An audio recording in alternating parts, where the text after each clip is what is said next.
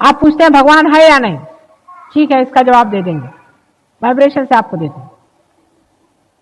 आपके सब सवाल ठीक हो जाएंगे, आपकी तंदुरुस्ती ठीक हो जाएगी, आपकी मानसिक दशा ठीक हो जाएगी, आपके बच्चे ठीक हो जाएंगे, आपकी फाइनेंशियल कंडीशन ठीक हो जाएगी, सब ठीक हो जाएगा। आप भगवान के लिए क्या दे रहे हैं? अरे कुछ देने का नहीं है, लेने का है। आप कहां तक ले रहे हैं उससे? ये सवाल आपने पूछे, क्या हमने सब ले लिया? जितना मां दे रही उसमें से कितना हमने लिया है? क्या पूरा पूरा ले लिया? सब कुछ क्या पा लिया? अपना रास्ता भटक भटक के हम कहां कहां चले जाते हैं। क्यों ना हम इसे पालें? संसार की चीजें तो चलती ही रहती, इसमें रखा क्या? कोई मिलने आया, कोई चला गया, कोई कुछ हुआ, इसमें रखा क्या? हमने कितना पाया है? एक एक इंसान एक एक इंस्टीट्यूशन है, मैंने कहा था, एक एक इंसान एक एक संस्थान।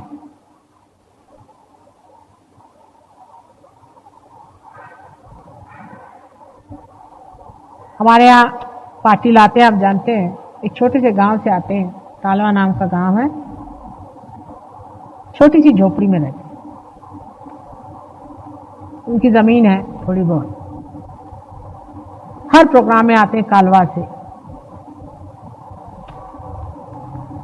उनको भी खेती करनी है, उनके बच्चे हैं काफी, उनको पालना पोसना सब कुछ करना है।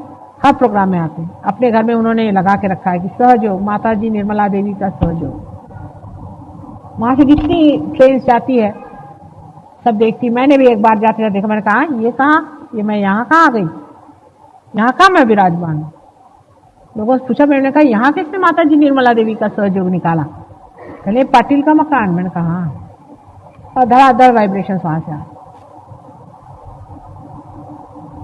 उनके पास आज हजारों भी रुपया होता, तो भी उनकी इतनी इज्जत नहीं होती जितनी उनकी आज इज्जत है उस गांव में। मैं गई थी वहां, सब लोगों ने पैसा ऐसा इकट्ठा करके वहां सारा इंतजाम किया, सब बहुत बढ़िया प्रोग्राम किया। आज उनकी वक्त है, कहीं खड़े होते तो लोग जानते कि कोई खड़ा है कोई चीज। आखिर पाने का क्या है? चार जेवर पहनने से भी कौन बड़ी आपकी शोभा होने वाली है? लोग तो पीठ पीछे हंसते ही आपके ऊपर कि महामूर्ख है ये लोग। आपने मानवता में कितना पा लिया, आपने अपनी कितनी कीमत पा ली है, यही असली बात है। वहां से लोग जाते वक्त उनके घर को भी नमस्कार करते। मनुष्य की पहचान उसके बाहरी में कुछ नहीं होती है, अंदर ही होती है। आपको मैं शास्त्री जी का उदाहरण देती हूँ। शास्त्री जी बहुत थोड़े समय के लिए जीवित रहे, और जब उनकी मृत्यु हुई तो उनके अर्थी को लेकर के हम सभी लोग गए थे, मैं भी थी उसी में। तो जो कलश थे, अर्थी तो कोई दिखाई नहीं देती थी, शास्त्री जी तो बिल्कुल ही नहीं दिखाई देते, सिर्फ थोड़ी सी अर्थियां थी उसमें, एशेस, वो एक कलश में रखी थी। उस कलश को देखने के लिए हर जहां से ट्रेन जा रही थी, रास्ते भर लोग खड़े थे लालटेन लेकर। तो ट्रेन धीरे धीरे जाती थी, सब उस कलश के दर्शन के लिए बस नमस्कार करें, सब उसको नमस्कार करें। और जब वो अर्थियां समर्पित हो गई गंगा जी में, उसके बाद वो सब पहले में वो कलश गए कहां, पता नहीं कहां पड़े थे। वो खोजने से भी नहीं मिले, पता नहीं कहां पड़े गए। लोगों ने कहा जान दो, हटा, कहीं चले गए होंगे, किसी ने चुराए भी नहीं। तो एक बैलगाड़ी थी, उसके नीचे में पड़े थे, वहां से उठा के लाए। मैंने कहा देखो, इन कलशों को ही अभी तक नमस्कार करते आए, वहां से ट्रेन धीरे धीरे धीरे चलती आई, हजारों मील से लोग आकर के उस कलश के दर्शन कर रहे हैं। और उस कलश में से फिर दूसरे वो एशेस ही थे ना, वो जैसे ही विसर्जित हो गए तो वो उस कलश को किसी ने पूछा भी नहीं, किसी काम का भी नहीं, कोई अर्थ ही नहीं रहा उसमें, एकदम यूजलेस चीज, उसकी कोई कीमत ही नहीं रही। किसी ने उसको सजाया भी नहीं, संवारा भी नहीं, देखा भी नहीं, वहां पे नीचे में फेंक दी, बैलगाड़ी के नीचे में, वो कहीं दबदुबा जाते, खत्म हो जाते। और जब उसको उठा के लाए, लोगों ने कहा इसे कहाँ रखे, अब बेकार की चीज इतनी बड़ी काहे उठा ले जा रहे हैं, फेंक दो इसको गंगा जी, क्या रह गए। ऐसे ही आपके शरीर का, आपके व्यक्तित्व का है। मृत्यु से पहचान होती मनुष्य की, उसे जानना चाहिए हर एक आदमी को मृत्यु आता ही है, इसी वजह से। उसकी परख कैसी होगी? उसके परख के लिए मृत्यु आती है। मृत्यु के वक्त है, किसी के लिए 2 आदमी रोते हैं, किसी के लिए 10 आदमी रोते हैं, किसी के लिए 25 आदमी रोते हैं। कोई कहता है मेरा पति मर गया, कोई कहते मेरी माँ मर गई, कोई कहता मेरा बाप।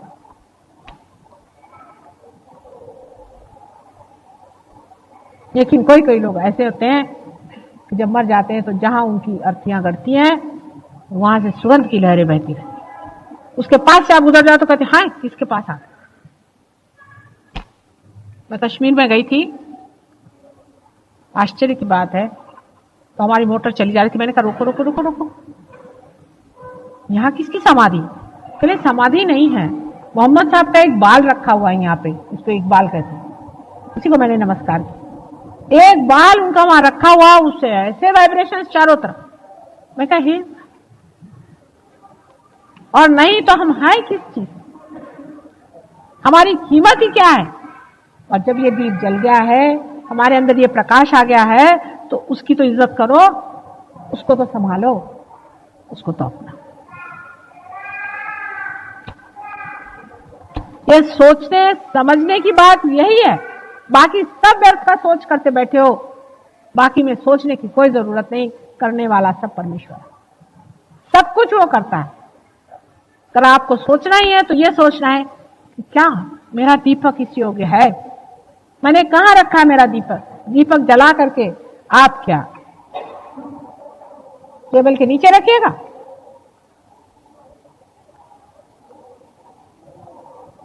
ये कौन सा तरीका? इसका मापदंड अपने और ले लेना चाहिए। इसको सोच लेना चाहिए कि हमने अपनी मानवता कहां तक जगाई, उसको कितना हमने मैनिफेस्ट किया है, कितना हमारे मानवता का प्रकाश फैला है। दुनिया क्या कहती है हमारे लिए?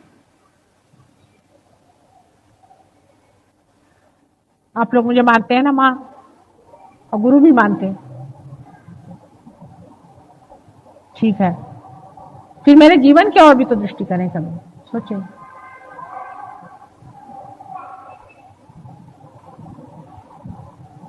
हजारों वर्षों की तपस्या के बाद हम मनुष्य हुए, हजारों वर्षों के बाद, और मनुष्यता के नाते आने पर फिर समझा कि मनुष्य क्या होता है। लेकिन तो भी मैं अभी नहीं समझ पाती हूं कि अमूल्य रत्न हीरा मिलने पर भी मनुष्य उसकी कीमत क्यों नहीं करता है। मुझे बहुत ही कठिनाई हो रही है। बिल्कुल कैजुअली आदमी रहता है इस मामले में, सोचता है क्या चले जाएंगे, हो जाएगा, कर लेंगे।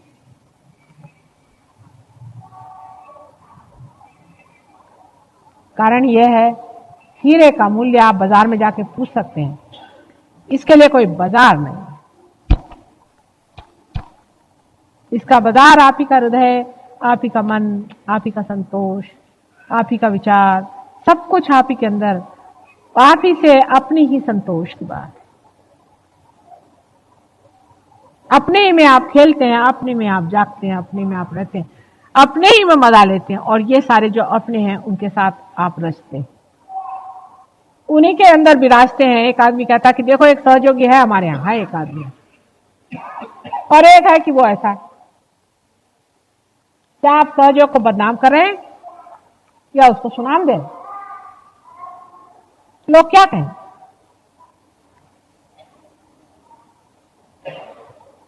ध्यान में गहरा उतरना आना चाहिए। गहरा उतरने से नहीं होता, इसको फैलाना पड़ेगा। अगर आपने फैलाना नहीं तो परमात्मा आपसे पूछेंगे कि आपका दीप किस लिए जलाया था? कि आप अपने संसारिक भावसागर में घुस के फिर से बुझ जाओ, इसलिए आपका दीप जलाया था क्या? माने आप किस लिए मां के पास गए थे? जागृति क्यों करने के लिए गए थे? किस वजह से?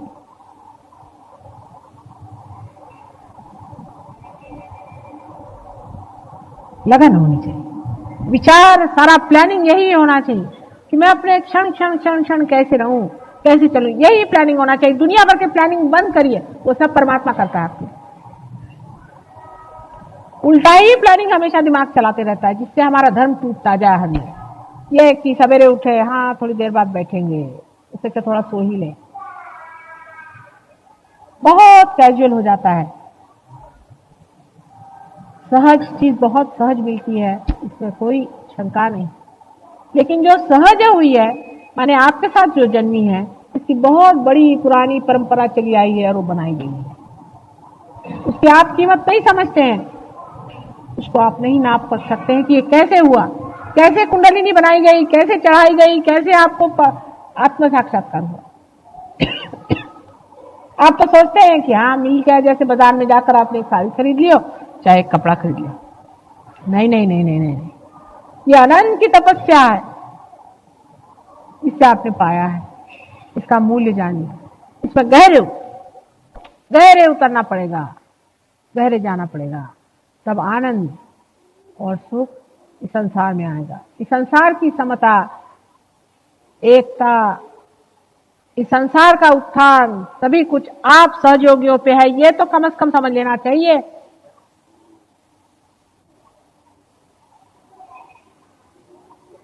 इसकी जिम्मेदारी समझ करके आगे बढ़ा जाए।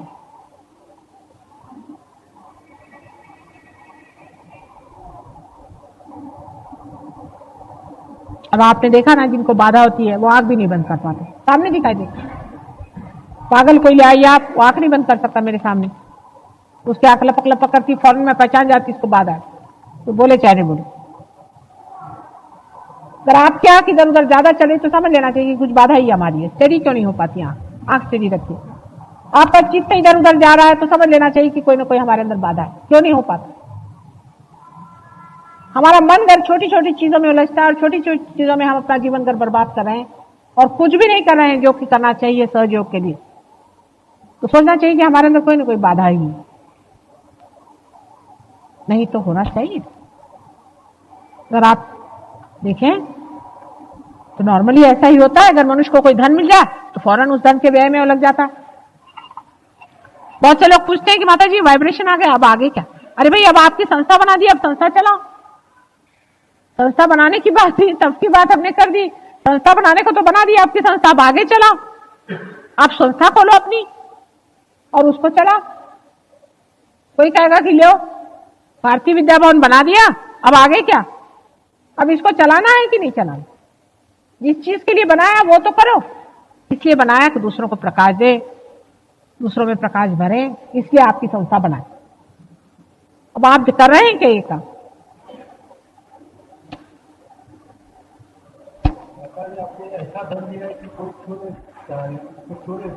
हाँ, पर अब बांटो तो सही, बात के देखो कितना बढ़ता है। ऐसा तो है धन दिया उन्होंने, इसमें कोई शक नहीं, पर बांटते फिरो, पागल के जैसे बांटो, देखो तो सही कितना बढ़ता है।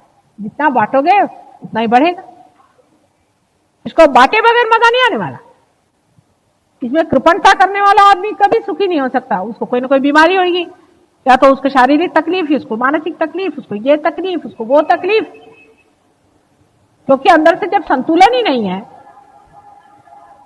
तो सब दुनिया भर की बीमारियां। बीमारी माने विकृति, और सुकृति यही है। इसको बांटो, सबको दो मुफ्त में। ये नहीं कहने का कि मेरी पावर है, नहीं नहीं, कुछ नहीं कहने का। सिर्फ कहने का मेरे अंदर से बह रहा, भाई ले लो, तुम भी ले लो, तुम भी ले लो। अपने आप फड़के देखिए। मैंने इनका बार बार उदाहरण दिया। क्या है, एक टीचर है बेचारा, जब उनको मौका मिलता है, जहां मौका मिलता है, जिस परिस्थिति में,